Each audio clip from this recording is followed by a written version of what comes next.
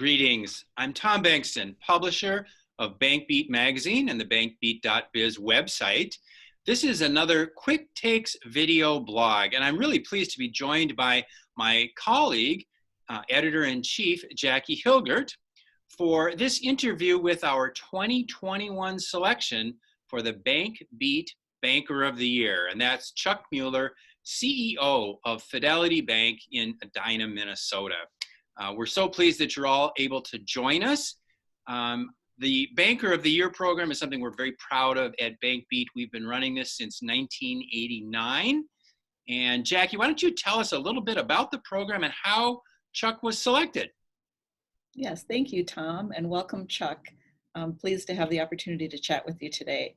Our Banker of the Year is a program that we run in every January, as Tom said, since 1983. And we solicit nominations from our readership.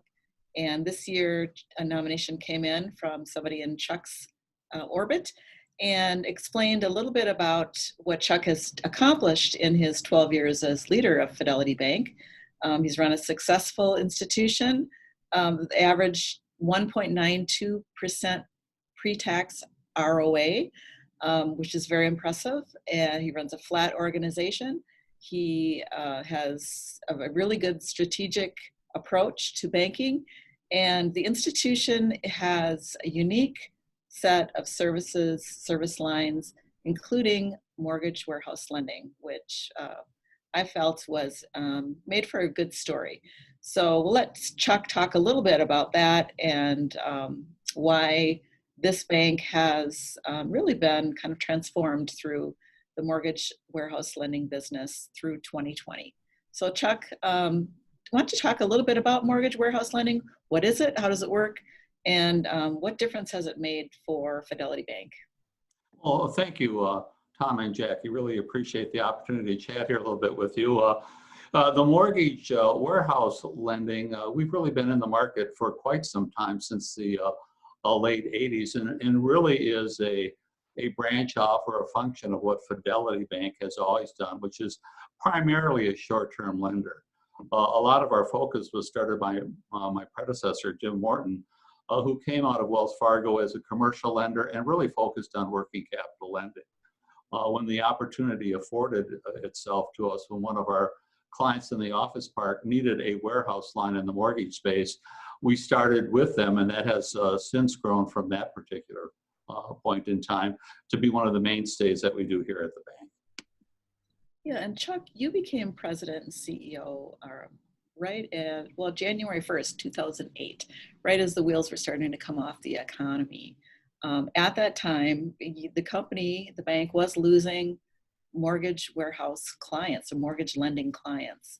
Can you talk a little bit about how you, as the new leader of the bank, kind of looked at that business line and assessed its future and decided either to double down or exit that market?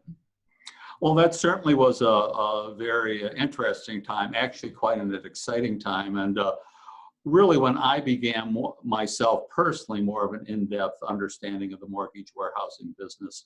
Prior to that, that was really handled by my predecessors. So I always consider myself, boy, am I lucky, 2008 coming into this particular situation. The bank was purchased in 2005, and so we had new owners, and we had about a good year before problems started to develop in the mortgage business. We had to take a good look at that and make a decision, because so much of the valuation, or not so much, but a good portion of the valuation of the bank really related to that particular line of business.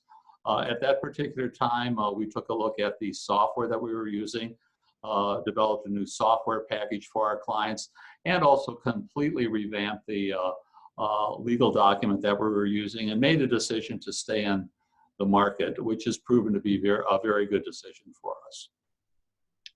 Chuck, that was a very kind of tenuous time, that 09, 10 time frame. Of course, it was recession. That's a real understatement, Tom, but yes. But you folks got through it. You've grown through the years, and now again we find ourselves in a kind of a tenuous time due to different reasons. But I'm wondering if you just take a moment to compare the two scenarios and how they are different and how your bank responded 12 years ago and how it's responding today. The situations, I always say it's unusual. My career is bookended by becoming president in '08 and now turning those duties over to our current president, Todd Williams, by two very large economic concerns for the country. The latest with the COVID development really has not impacted us negatively because rates have dropped, creating this huge demand in mortgage warehouse lending. And because of the work that we've done prior at the last downturn, this has really been one of our most successful years because of the huge volume and client addition that was available with this market opportunity. Back in 2008, I think a lot of premises of the mortgage warehousing industry is that real estate values would always go up and collateral liquidation would always be possible. The entire country's learned the lesson that that's not the case. So that created more issues with the performance and underlying value of the collateral, which was at a higher risk level for the bank, which we've addressed now, I think, with better systems and controls. And it turned out to actually to be a very beneficial development because after the crisis in '08, rates dropped and 2009, 10 were very, very good years for the bank as well. You know, Chuck, you talk about Fidelity being, the advantage of Fidelity being it's one location bank. How could you like put that into context for some of our community banking colleagues and peers out there who are doing a different flavor, a different kind of community banking? Well, I think community banking is certainly different in a metropolitan area versus a more rural environment. My father was in banking, and what he did back in my hometown was entirely different when we talk than what I'm doing here at Fidelity Bank. What always intrigued me or interested me about coming to Fidelity, and that was way back in 1983, was a clear identification by, again, Jim Morton, that we were a business bank, strictly a business bank given our location. And we really got an early start on really becoming more of a niche bank serving a particular market, which has worked well for us as it turns out with direction of the industry in general. Having the one office, we really maintain a low level of overhead. Focusing on one niche and one location really makes us very cohesive as a banking team. Yeah, and go ahead if you wouldn't mind expanding on that. Earlier in your career, you had an opportunity to work at a couple of larger banks, but ultimately you really found your home in the community banking space. Tell us a little bit about why you think that is. Well, that's as any individual starts out in any kind of career, and be it particular in banking, you're not, at least I wasn't really sure what direction or where to go. I think I was fortunate in starting in banking in '83 actually I started here in '83, started in banking in central Wisconsin back in 1978, that banking was really transformative. They were bringing out ATMs. They were really starting to loosen up regulations. So starting out at that particular time, I got a great view of where banking could go or where it was going and making a choice.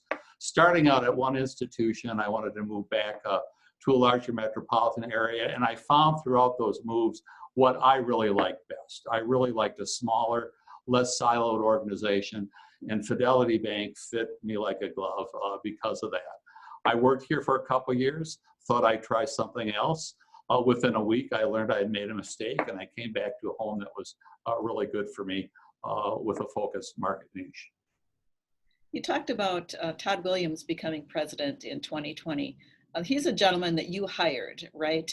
Correct. Yeah, so can you talk a little bit about the challenge of kind of growing your next gen leadership and succession in general? That's something I think we've done quite well here.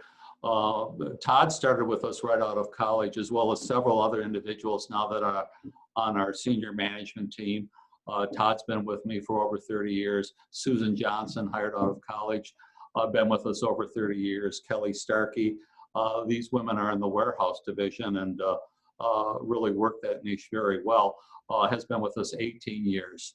So hiring out of school, trying to identify on the front end individuals we think, from the experience I've had, that understand that process and really have identified where they'd like to be. And hopefully we've been able to retain talented individuals for the long run. And again, a lot of them on our senior management group. The Banker of the Year story, which Jackie wrote, mentions that mentorship is something that you value and you've been able to provide to a lot of mid-career folks as they've matured into senior positions. Talk a little bit about why that's so important to you. That's something I really enjoy. And I think if you're trying to build a relationship banking model, you want to have, it starts at home. It starts working with the people and developing a relationship with them. That means meeting with them frequently, talking about credit risk, issues, concerns, portfolio of the bank, direction of the bank, getting them fully immersed in the bank's culture, and having them all here in one office makes it much easier to do that. Over the years, again, I've enjoyed working with young individuals. You get that new energy and some of the latest practices that are coming out of college. So it's a two-way street where everybody benefits in the process. Chuck, what's next for you in 2021? Well, continue to focus. Now that I've turned over the president's duties to Todd, I can really focus on spending more time on working with the board, actually spending more time in the mentoring and working with the young analysts and the lenders here, and focusing on just what's going on in fintech. And there's as much banking going on as ever. Who's going to have that piece of the banking pot really depends on who's willing to adopt to change. So I'm doing a lot of research, reading, and then a lot of conversations with the staff here at the bank. As you talk to your board members and your customers, what is your sense for 2021, looking out 12 months or so? We're in a strange economy right now, a lot of change going on. How are you assessing things, and how are you moving forward? Our short range assessment, particularly for the bank, first of all, is very good. Fortunately, we're not. We were never big in the retail space because being one office historically, branching used to be more important. It isn't with technology changes really an issue anymore, but it was in the past. We never developed a deep relationship in the hospitality or service businesses, or service business as it pertains to walk-in trade like restaurants. So the portfolio is clean, which really makes it much easier for us. But even in that sector, our view is that considering the enormity of the situation with COVID, it's surprising. The unemployment rate is where it's at. The consumer savings rates are up. I think once the vaccine is out and the economy opens up, we're looking at a fairly positive year for 2021 for our clients and for the economy as a whole. Well, Chuck, thank you very much for that. We're running up against our time here. These interviews go so quickly, but we're really honored to be able to feature you as our 2021 BankBeat Banker of the Year. Thank you for that. I know our readers have enjoyed the story, and we really appreciate this opportunity to meet you via video. So again, my name is Tom Bankston. I'm publisher of BankBeat Magazine. My colleague is Jackie Hilgert. She's the editor-in-chief of BankBeat Magazine. And our 2021 Banker of the Year is Chuck Mueller, CEO of Fidelity Bank in Edina, Minnesota. Thank you very much. Thank you.